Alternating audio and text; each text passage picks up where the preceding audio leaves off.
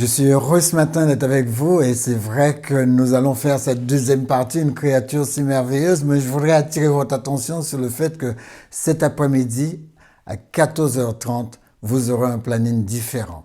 C'est vrai que nous allons parler de naturopathie, nous allons parler de méthodes naturelles, nous allons surtout mettre le point sur le jardin d'Éden. Qu'est-ce que Dieu avait en vue pour nous? Et c'est vrai que nous allons parler de méthodes naturelles, nous allons parler de bien-être physique et émotionnel, de perte de poids, nous allons parler de tout ça. Mais nous allons parler dans un cadre pratique. Qu'est-ce que nous pouvons faire? Et quelles sont les possibilités qu'il y a pour que nous soyons rééquilibrés au niveau physiologique et être en bonne santé. Donc, je vous attends cet après-midi aux 2 rue du Buisson aux Fraises à Massy. Si vous n'avez pas cette orientation, demandez-le-moi au 06 20 37 33 74. Je vous enverrai l'itinéraire, comment y parvenir. Et surtout, soyez là. Nous commençons à 14h30 précise. Donc, vous avez juste le temps de manger, vous habiller et d'être avec nous.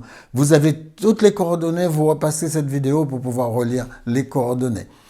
Mais nous voulons parler, nous sommes arrêtés sur les principes divins, le principe que Dieu a par rapport au fait que nous devrions être une créature merveilleuse, chacun d'entre nous. Et c'est vrai que nous avons vu que Dieu avait un objectif. C'est le résumé de la dernière fois. Dieu est un Dieu d'objectifs. Il a un but précis. Pour chaque chose, pour tout ce qu'il y a sur la planète, il y a un but précis. Dieu ne met pas les choses inutiles en place. Et vous aussi, vous n'êtes pas inutile, vous êtes là pour quelque chose. Donc tout ce qui a été créé, donc a été créé dans un but. Tous les buts ne sont pas encore connus. Certes, parfois, je constate que même les personnes ne connaissent pas la raison pour laquelle Dieu les a mis sur la planète. Même quand ils sont croyants, quand ils sont croyants pendant des années, ils ne connaissent pas la raison fondamentale pour laquelle ils sont là. Parce que si vous connaissez la raison pour laquelle vous êtes là, vous savez que vous allez avoir une belle vie. Vous allez avoir une vie extraordinaire. Vous allez même pas avoir l'impression d'avoir traversé la vie avec des écueils. Parce que les écueils que vous allez rencontrer quand vous savez pourquoi vous êtes là, ce ne seront que des opportunités pour vous orienter. Redirection, réorientation, voilà à quoi servent les difficultés que nous avons dans la vie. Donc là où le but est ignoré, il y a de l'abus. Certaines personnes abusent des talents que Dieu leur a donnés. Certains abusent des dons que Dieu leur a donnés. Pourquoi ils en abusent? Ils perdent du temps, ils le laissent aller comme si ça n'avait aucune importance parce qu'ils ne savent pas pourquoi ils sont là. Mais si vous savez pourquoi vous êtes là, les amis, vous saurez exactement ce qu'il faut faire. C'est la raison pour laquelle, à travers mes vidéos, vous le verrez, je vous apprends comment trouver la raison d'être de votre existence. Comment trouver vos talents, comment trouver votre don, comment mettre les choses en place de manière pratique. Si vous mettez ces choses en application, vous verrez que la vie ne sera qu'un merveilleux dessin que vous allez fabriquer. Les amis, ne demandez pas le but aux choses, cherchez le but. Dieu ne vous demande pas de questionner les choses, il vous demande d'aller de l'avant, de faire en sorte de travailler avec les choses. Même si vous vous posez des questions, posez-vous des questions pour votre orientation future, pour votre objectif, l'objectif qui vient après, pour la vision que vous avez. Les amis, le but d'un produit est uniquement dans la pensée de son concepteur. Donc, on va toucher ce côté-là aujourd'hui. Regardez le téléphone portable que vous avez dans la main, puisque moi aussi j'ai le mien dans la main pour pouvoir changer les diapos. Donc, regardez le téléphone que vous avez dans la main. Il est extraordinaire, pas vrai? Il fait des choses extraordinaires. On peut le critiquer, on peut dire qu'on passe trop de temps dessus, etc. Mais la raison pour laquelle vous passez autant de temps dessus, c'est parce que c'est intéressant. Ce téléphone a un fabricant. Le fabricant, quand il vous l'a vendu, il a fait attention à mettre un mode d'emploi dans le paquet. Et il vous a bien explicité que ce téléphone doit être utilisé de telle manière. Seul le concepteur sait de quelle manière on peut utiliser son téléphone ou quel que soit le produit, pour qu'on puisse avoir un maximum de résultats avec le produit. Donc, le concepteur, c'est celui qui va aussi vous donner l'assurance. Si vous utilisez mon produit comme il faut, je vous assure que le produit va marcher comme il faut. Je vous assure même que si le produit ne fonctionne pas, je suis la garantie. Le concepteur est la garantie du produit. C'est lui qui garantit le produit. C'est la raison pour laquelle vous pouvez mettre le produit dans une boîte, renvoyer le produit. Il garantit. Pourquoi il garantit? Parce que quand quelqu'un sort un produit, derrière le produit, il y a sa réputation. Les amis, c'est exactement la même chose pour Dieu. C'est comme ça que Dieu fonctionne. Les fabricants savent comment Dieu fonctionne. Vous, vous êtes le produit de Dieu. Dieu a donné un mode d'emploi. Vous pouvez aller où vous voulez. Vous pouvez mélanger toutes les religions. Vous pouvez faire tous les syncrétismes qu'il faut. Moi, je vous assure, il n'y a qu'un mode d'emploi pour l'être humain que Dieu a créé dans le Jardin d'Éden. Il n'y a qu'un mode d'emploi. Il n'y en a pas 10 000. Certaines personnes assez naïves me disent, mais écoutez, comment est-ce que Dieu peut créer qu'une seule voie pour aller vers lui? Les amis, c'est ça l'extraordinaire. Dieu n'est pas un Dieu de pacotille. Il ne plaisante pas. Il a créé une voie et c'est à vous de le trouver. Nul ne vient au Père que par moi. C'est à vous de trouver cette voie. Vous pouvez remettre en question tout ce que vous voulez mettre en question. Vous ne pouvez pas refaire le monde. Vous pouvez prendre tous les livres qui ont essayé de copier ce que le mode d'emploi de Dieu préconise. Vous n'aboutirez pas. Vous serez seulement quelqu'un qui n'a pas abouti, quelqu'un qui ne s'est pas accompli. Seul celui qui comprend ce mode d'emploi s'accomplit. Pas tous ceux qui lisent ce mode d'emploi, c'est pas de ça que je parle. Seul celui qui comprend ce mode d'emploi. Vous avez vu comment certaines personnes peuvent être détachées? Quand je vous parle de détachement, dans plusieurs vidéos je vous parle de détachement. Comment vous détacher des choses de la vie pour être plus heureux? Comment vous détacher? Parce que quand vous vous détachez des choses, les choses viennent, vous ne savez plus où les mettre. Moi, je ne sais plus où les mettre. Parce que les choses viennent vers vous. Même parfois des choses que vous devriez trier. Des personnes qui vous appellent pour vous dire, écoute, vous dites, certaines personnes voient ça comme un privilège. Moi, je dis non. On peut dire non, on peut se contenter de ce qu'on a et permettre à d'autres personnes de profiter de ça.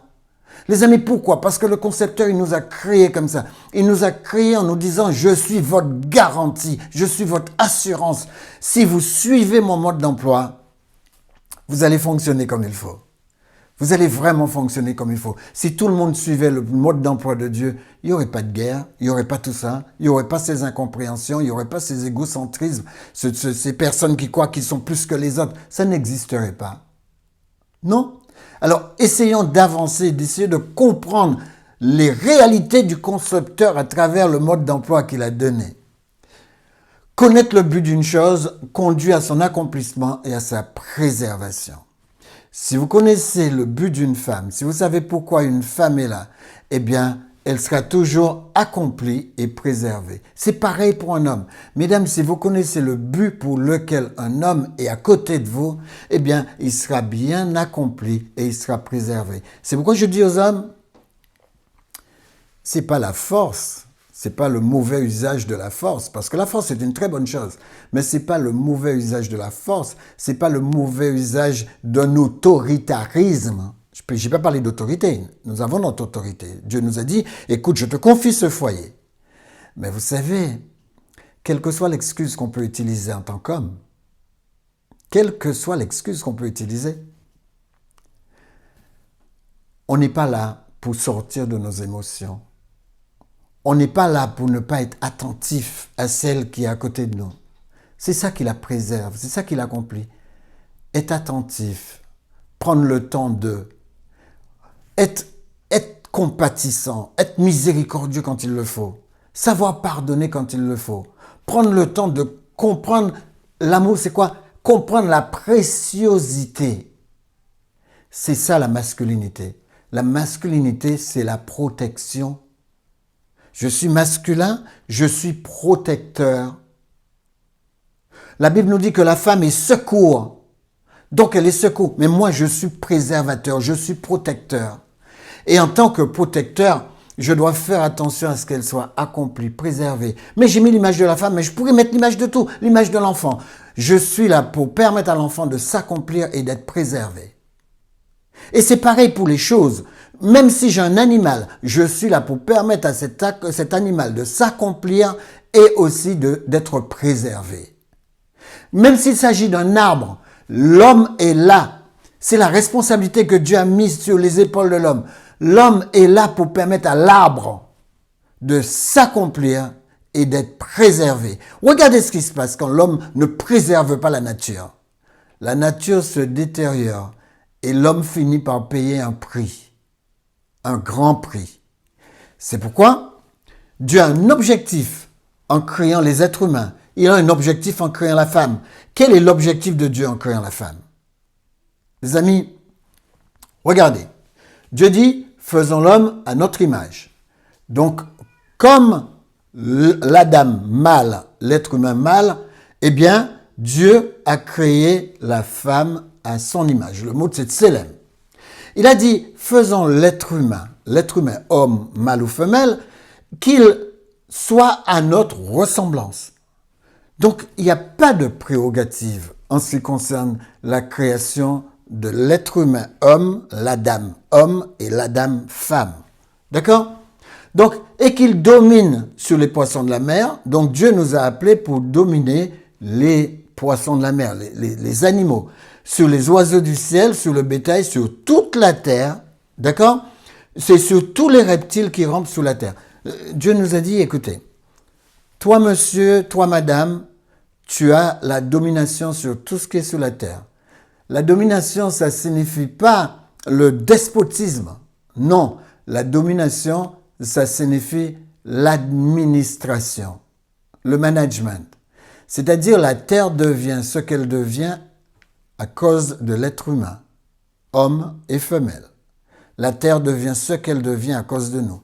Si un jour la terre ne donne plus sa semence, ça va être notre responsabilité, ce n'est pas la responsabilité de Dieu.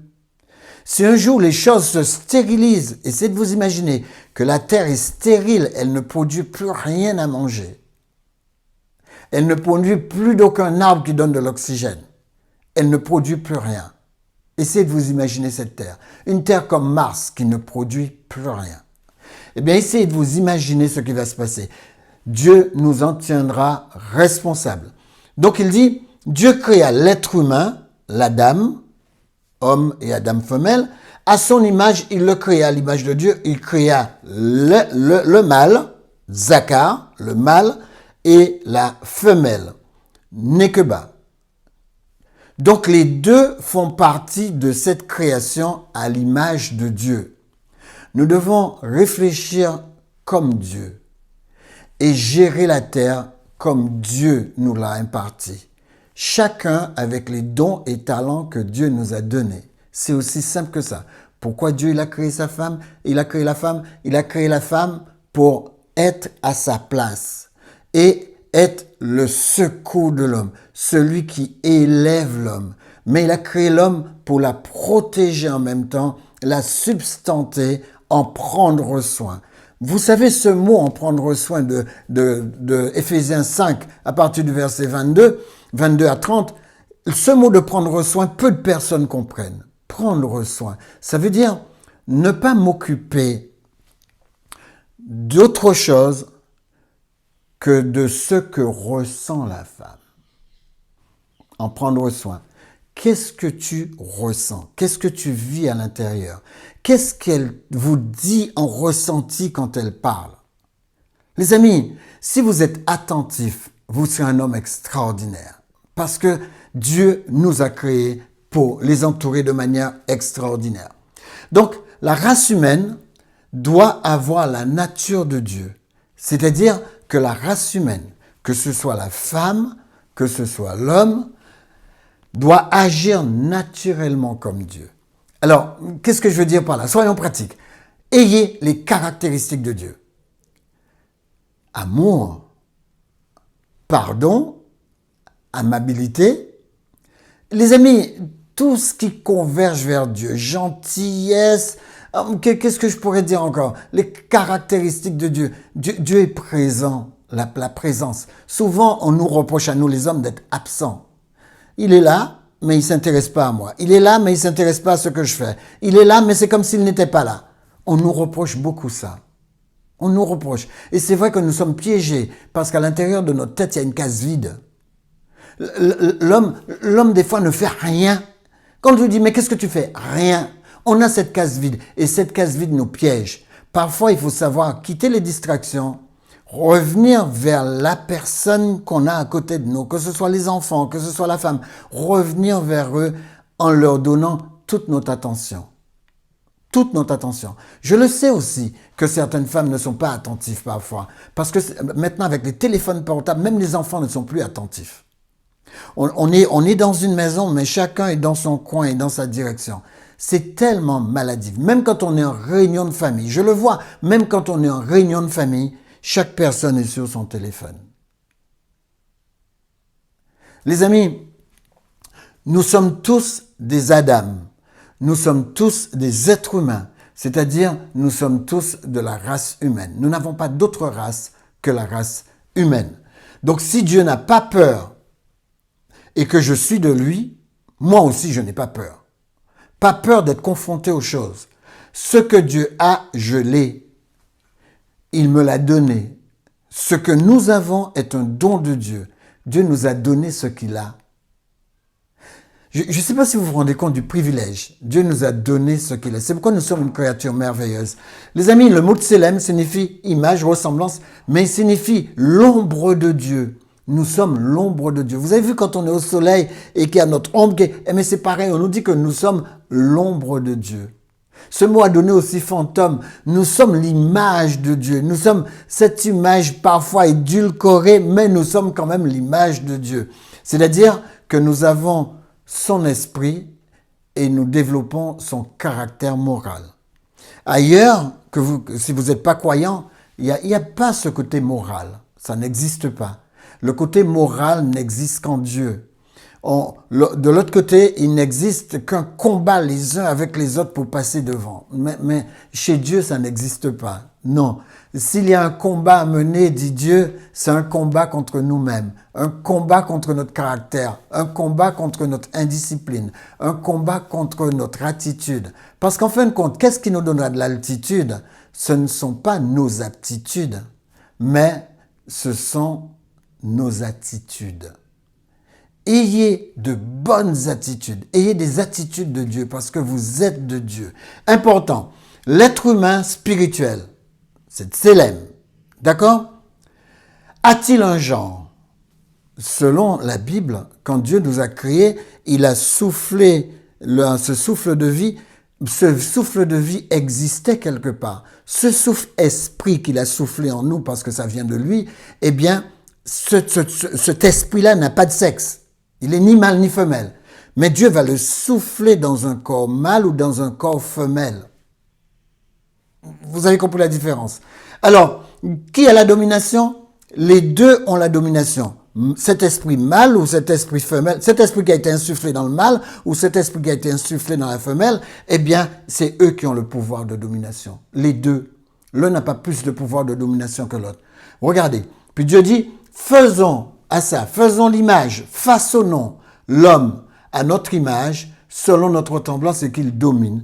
Alors, l'homme dont il s'agit, c'est Adam, c'est-à-dire l'être humain. Les deux. Donc, Dieu créa, donc Dieu forma, modela l'homme à son image, il le créa à l'image de Dieu. Il créa l'homme, mâle, et il créa la femme qui est la femelle. L'homme mâle et l'homme femelle. Voilà ce que Dieu a créé. Allons-y un peu plus loin. Donc, voilà le texte en hébreu. Donc, Dieu créa l'homme à son image. Il le créa homme et femme. C'est pourquoi il faut bien comprendre que la femme, elle est notre égale. En tout ce qui concerne son physique, elle est notre égale. La seule chose, elle ne nous est pas égale quant à la fonction. D'accord?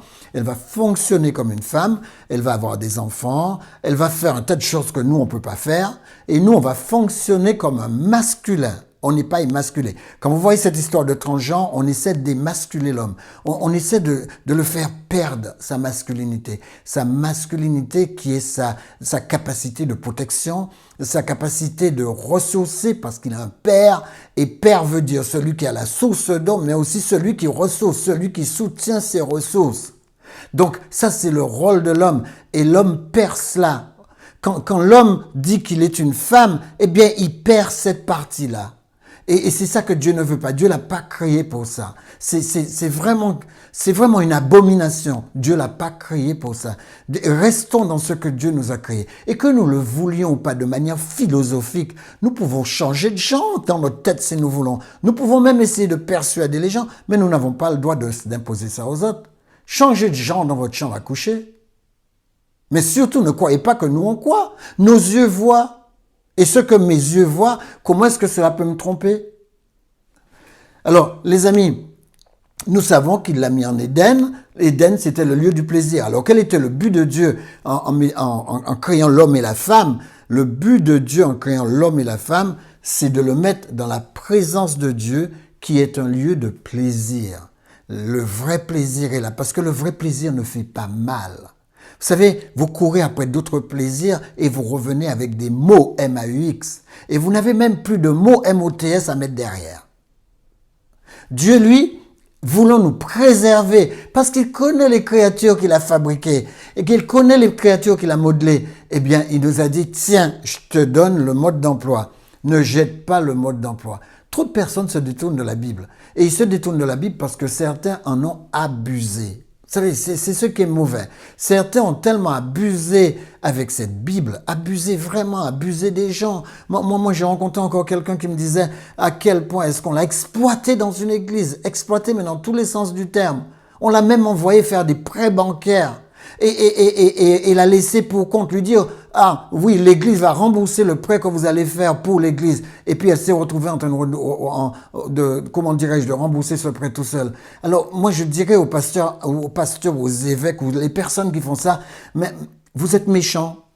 Vous êtes méchants, Dieu n'a pas demandé ça. Vous êtes méchants, c'est de la méchanceté. Et Dieu dira que c'est lui qui tirera vengeance. C'est ce que dit la Bible. Vengeance de votre méchanceté. Allez chercher un travail. Hein, faites comme l'apôtre Paul. L'apôtre Paul faisait des tentes. Allez faire des tentes. Alors les amis, revenons à la Genèse. L'Éternel Dieu prit l'homme. Vous savez pourquoi je dis ça? Ça me fait mal au cœur parce que je me dis, ces gens-là discréditent Dieu. Ils utilisent le nom de Dieu et ils vont pas chercher un boulot. Ils restent que sous le dos des gens qui ont cru en eux et ils leur racontent toutes sortes de salades.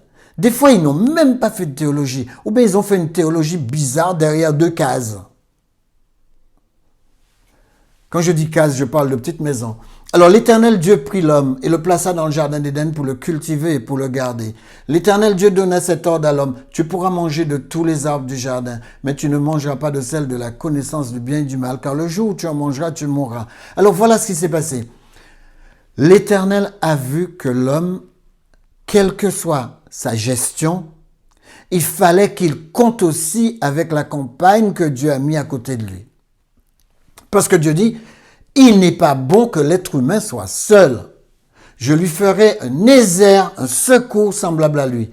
C'est-à-dire, un secours, ça veut dire une aide vitale. Qui est la femme?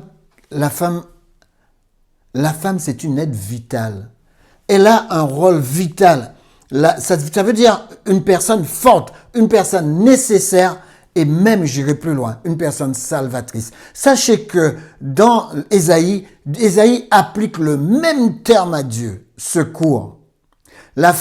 Pour la femme, on utilise le même mot Etzer qu'on applique à Dieu. Quand on dit l'Éternel est mon secours, nous on devait dire la femme est mon secours. C'est ce que le prophète met dans notre bouche.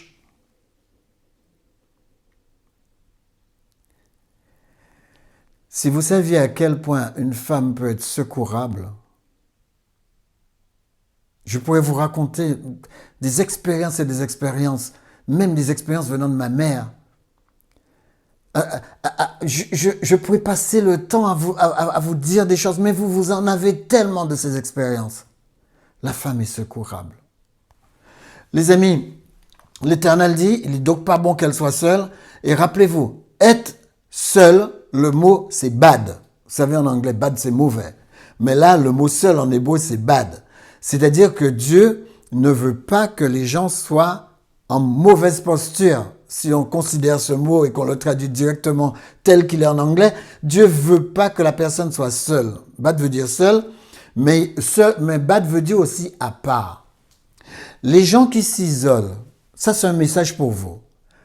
Les gens qui s'isolent en me disant « Ah, j'ai plus confiance dans les personnes qui sont autour de moi, je veux rien entendre des personnes, je vis mieux sans les personnes. » Non, non, vous ne pouvez pas vivre sans les personnes. Il faut apprendre à pardonner pour bien vivre. Sans pardon, il n'y a pas de perpétuation de la vie. En tout cas, pas une vie accomplie. C'est pas possible. Il n'y a pas cela. Donc, vous pouvez mieux faire. Dieu n'a pas voulu que le mal porte seul ce qui est en lui. Vous comprenez ça? Dieu ne veut pas que, quand vous êtes triste, vous êtes dans votre coin tout seul, vous vous enfermez. Dieu ne veut pas ça. Vous pouvez partager cela. Et le secours Etzer peut vous aider. Vous voyez, l'Éternel nous secourt. Regardez ce passage, 1 Samuel 7, verset 12. On a dit, jusqu'ici l'Éternel nous a secourus. C'est le même mot, Etzer. Etzer, la femme, c'est notre secours. Je sais que le pape peut blesser parce que certaines femmes ne sont pas à hauteur de leur rôle. Mais les amis, c'est ces femmes-là que Dieu appelle ces femmes. Des gens qu'il a mis là pour secourir les autres. Mais aussi certaines personnes disent, oui, mais toutes les femmes ne sont pas secourables. Mais le problème, c'est est-ce que vous leur avez donné leur chance? Est-ce que vous les avez laissées montrer jusqu'où elles peuvent aller pour vous secourir? Les amis, Dieu n'a pas voulu que l'homme porte seul ce qui est en lui, parce que l'homme avait l'humanité en lui et il ne pouvait pas sortir l'humanité tout seul. Qu'on parle de transgenre, qu'on parle de même sexe, qu'on parle de tous ces genres de trucs, je vais vous dire la vérité. Le texte biblique semble nous dire que c'est seulement dans l'homme que Dieu a mis une semence. Seulement dans l'homme qu'il a mis une semence capable d'inséminer quelqu'un d'autre, c'est-à-dire une femme. Seule la femme peut recevoir une semence pour en faire une progéniture. Seule la femme peut recevoir une semence. Et ça clôt la discussion. Les hommes peuvent aller vers toutes les expérimentations tordues. Libre à eux. Mais ça, personne ne peut effacer ça. C'est pourquoi je crois que Dieu est Dieu. Je crois qu'il est Dieu parce que ce qu'il dit arrive. Ce qu'il dit est une réalité. Et aller à l'encontre de ce qu'il dit, c'est semer quelque chose qui va se retourner contre nous. Les amis, Genèse 2, verset 23 à 24, l'Éternel Dieu donc forma une femme du côté qu'il avait prise de l'homme et il l'amena. Cette fille merveilleuse est venue vers l'homme et l'homme dit, voici celle qui est os de mes os et chair de ma chair, on l'appellera femme parce qu'elle a été prise de l'homme. C'est pourquoi l'homme quittera son père et sa mère et s'attachera à sa femme. Jamais Dieu a dit de s'attacher à quelqu'un d'autre que sa femme. S'attacher à quelqu'un qui n'a pas le même sexe que moi. Il n'a jamais dit autrement dans la Bible. On peut essayer de tordre la Bible, déchirer les pages, essayer de la refaire, mais sachez que le mode d'emploi est ce qu'il est et il sera encore comme ça quand Dieu mettra les pieds sur la terre. C'est pourquoi l'homme devra donc quitter son père et sa mère et s'attacher seulement au sexe féminin. Les amis, la femme est différente. Elle est là pour la génération des êtres humains. D'accord? Sans femme, pas de perpétuation de la race humaine. C'est pourquoi le diable nous en veut comme ça. Parce que s'il arrive à faire passer dans la tête que c'est fini cette histoire de vous mettre homme avec femme, eh bien si le diable arrive à faire passer ce message, si ce message arrive à être une réalité dans la tête de tous, Satan sait qu'il a détruit l'œuvre de Dieu. Il sait que s'il arrive à ça, il a détruit l'œuvre de Dieu. Et regardez, il y a des gens autour de vous qui sont intelligents et qui rentrent dans ce concept. Mais s'il arrive à faire ça, il a détruit l'œuvre de Dieu. La femme n'a pas été fabriquée pour ça. L'homme n'a pas été fabriqué pour ça. Dieu sait pourquoi il a mis son produit sur terre. L'homme et la femme humaine sont pareils. Identiques au niveau spirituel, au niveau de l'esprit. C'est le même esprit que Dieu a inspiré. L'esprit n'a pas de sexe. Rappelez-vous, Jésus le disait, l'esprit n'a pas de sexe. Donc quand on sera comme les anges, au ciel, il n'y aura plus de sexe. C'est terminé. Mais si nous avons un esprit, nous avons aussi un corps. Mais l'homme et la femme physique, mâle et femelle, sont différentes quant à la fonction. Sans cette différence, ils ne s'accompliront jamais. Jamais. C'est aussi simple que ça. Les amis, cet après-midi, nous aurons la possibilité de nous revoir autour de santé et Bible. Nous allons comprendre comment maintenir notre santé, parce qu'on n'est pas là seulement pour maintenir notre santé spirituelle. On est là pour maintenir aussi la santé dans notre âme, c'est-à-dire notre mental, mais maintenir aussi notre santé physique. Et à 14 heures, je vous donne rendez-vous aux 2 rue du Buisson aux Fraises. Si vous ne trouvez pas sur votre GPS, il paraît qu'on peut taper seulement Espace Lozé. En tapant Espace Lozé, vous avez la position sur votre GPS. Que Dieu vous bénisse, que Dieu vous garde, éternel Tendre Père Céleste. Merci pour ta présence, merci pour ta puissance.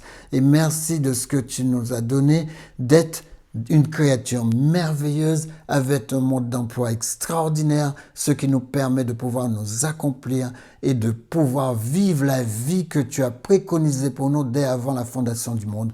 Au nom de Jésus, nous t'en prions. Amen. Bonne semaine, que Dieu vous bénisse. Et pour ceux que je retrouve tout à l'heure, rendez-vous à Massy.